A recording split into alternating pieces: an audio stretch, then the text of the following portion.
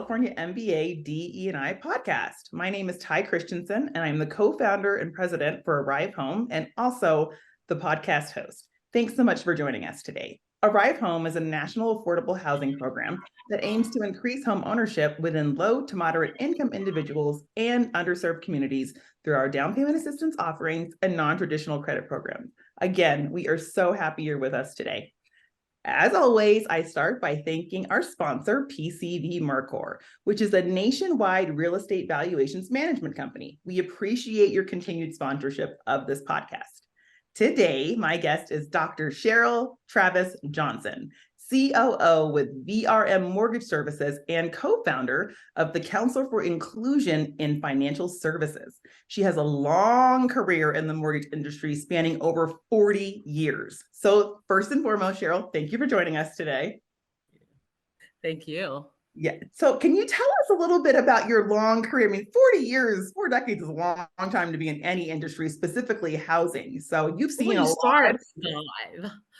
Yes, exactly. You were 6 years old when you got in the industry. Yes, we all were. I'm 23 years this year, and I'm thinking, I'm just aging myself every time I say that. Every time you say it. So yeah. But yeah, tell us about how you got into the mortgage industry, your roles along the way, and then tell us about your role at VRM. Okay. So I got into the mortgage servicing industry, and I was a home savings and loan scholarship recipient out of high school. And part of the scholarship was working and learning all the different roles in a banking branch, in branch banking. And also some of the back office stuff like loan processing and things like that. So I had a chance to spend the summer and then the following first school year doing that. And then I went to college, at Mills College, and on our board was Crocker Bank. I don't know if you remember Crocker Bank, but the CEO for Crocker Bank, now I'm really dating myself, sat on our board at Mills College, and they had an internship, and I was selected for that internship. So that was a really great opportunity. My mom was a professional banker, so I followed in her footsteps, really. So that's how I got in. And then along the way, I served as officers for companies like World Savings, Wells Fargo, First Interstate Bank, Freddie Mac, and now I am with VRM. I started with VRM actually as an SVP over their business development area to really grow the company, come up with products and services to make us who we are today, which is an end-to-end solution from all the way from being able to provide customers with origination solutions all the way through the end of REO liquidation and getting liquidity back in the marketplace. Our affiliation with PCV Mercor is we have a common founder and CEO, Mr. Keith Murray, who, and I know I'm very biased when I say this, is one of the best CEOs ever. No, I really do enjoy working with him. He's just an awesome guy. You will not get anybody to say a bad word about that man. He's a great guy. He really, really is. I mean that in all sincerity. And he could fire me tomorrow and I would still say it. That's how much I mean it. That's high praise. Yeah. He's a very good contact to have. He's honest. He's fair. He cares people first philosophy.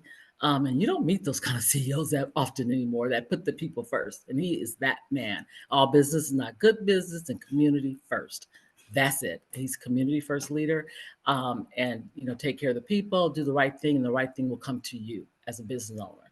He believes it, he lives it, and he stands behind what he says. He doesn't just say it. And today, that's valuable. That's really valuable today, seriously. Yeah, it really is. So that's kind of a little bit more about the Council for Inclusion in Financial Services. I have never heard about this council before, and you are a co-founder. So tell us how this organization started and why you think it's needed in today's marketplace. Well, generational wealth. I mean, I'm a baby boomer, and I'm telling you right now, I think I might come out of my grave if my son lost everything that I've worked for in a few months, So it really, so we talk about that, and I'm joking. My kids wouldn't do that. I pray God, pray. But yeah, right. But so generational wealth is one. People, we go all the way through college without taking any type of financial classes to help us plan for our future, like for weddings, for home ownership, for college for our children, whatever it might be. You're never really given that opportunity to learn that along the way. And I think that's very important, that people understand that wealth is not only associated with the top 3% wage earners. Everybody has wealth of some sort. It's all what you decide you're going to make wealth. You put down everything you spend, and you think about the money that you spend on things you don't need, and you put that towards building your own personal wealth.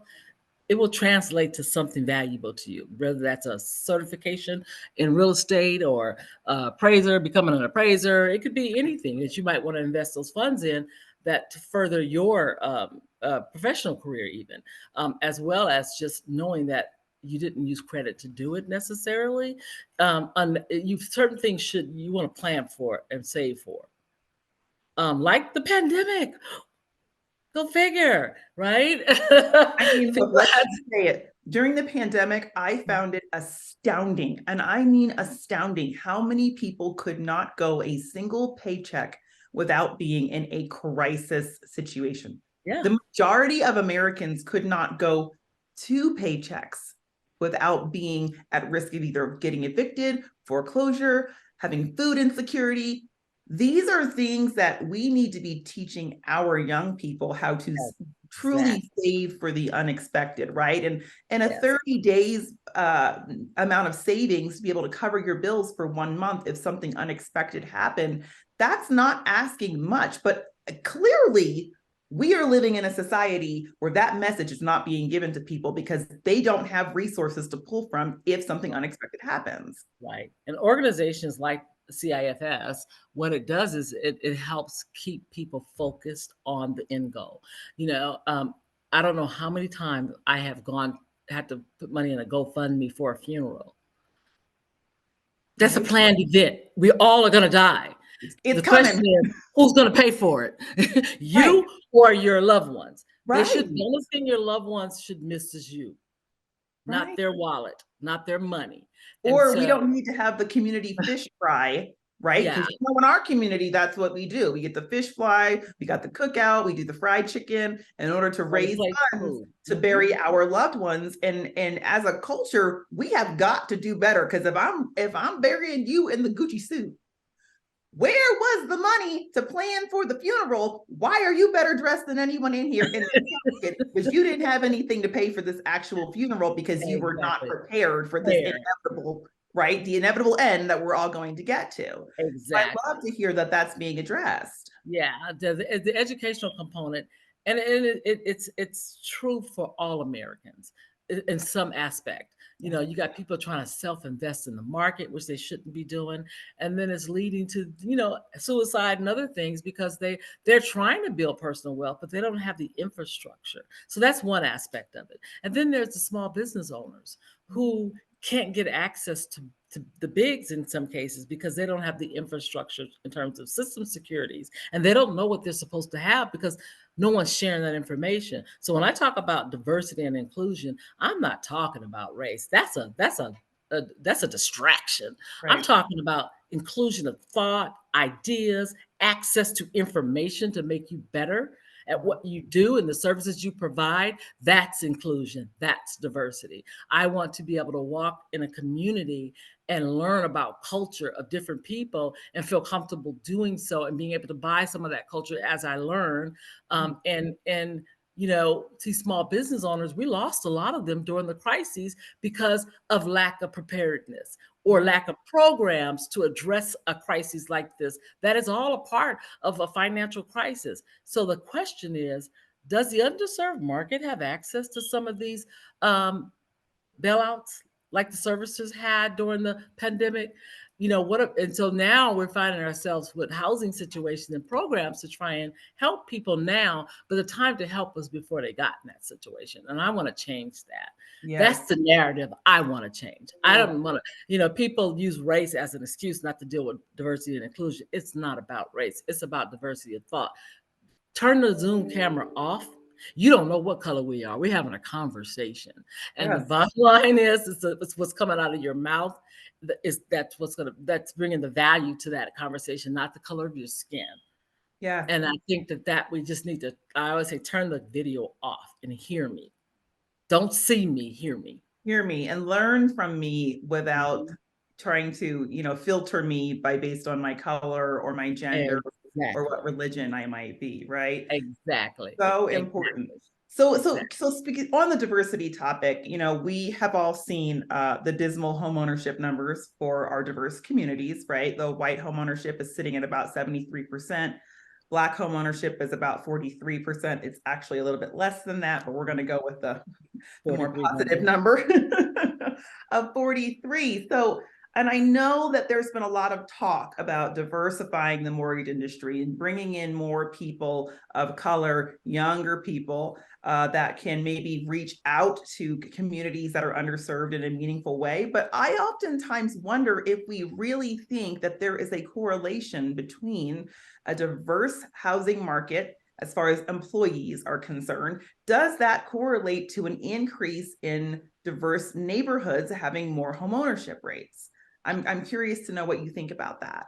I think it's all about specific communities. There's some communities that attract young professionals that are interested in family life, the old-fashioned ways of life. Go figure. Getting married, what is that, right? I Just know none of moving. my kids want to get married. They're like, I don't want to get married. I don't want to have kids. I'm like, none. What? What happened to all the good old What days? does it do wrong as a mother? So it does have a lot to do with the community you're in. We follow community. So, so you have some communities, people buy in those communities just because of the people that are in the community. Yes. And so you really have to, and what we have to do is we have to approach real estate from a community perspective. And what we've done is we've approached it from an individual perspective. So Yes. what I mean by that is, as a professional real estate agent, you go out with a buyer that looks like me and you only take the neighborhoods that look like me. Right. That is, you don't know, you haven't asked me what I'm interested in.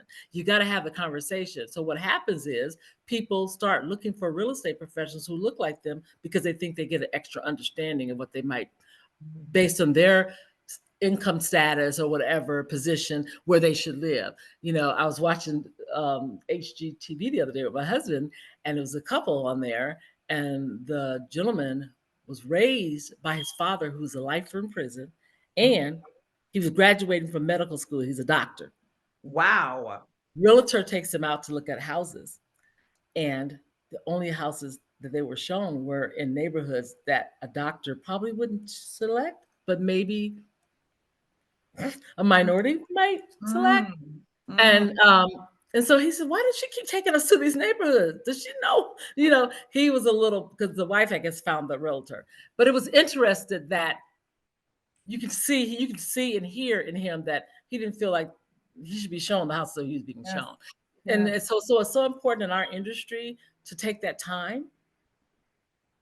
And that's why I said, when your question is, it's a difficult one to answer just on a global basis. Sure. Because the house and the mortgage and the buyers, has nothing to do with the house. The community, the house is about the community. So how do we make this house become a part of this community again? Because the borrower that was there before, the mortgage didn't work. So how do we put a mortgagor in there where it works and they can stay and everything does what it's supposed to do according to the American dream, right? That's the goal. That's the end goal. But you got to have the right programs to match those communities. So one of the things that I want to be able to do through CIFS, number one, is hear what people need and to be able to use that platform to respond with initiatives that strengthen the community to be self-serving. And that's the goal. Bring enough wealth into a community, because a bunch of small business owners can, and I'll just say Rosewood and I'll say nothing else, can build up a community and it can sustain itself. Yes. Yes.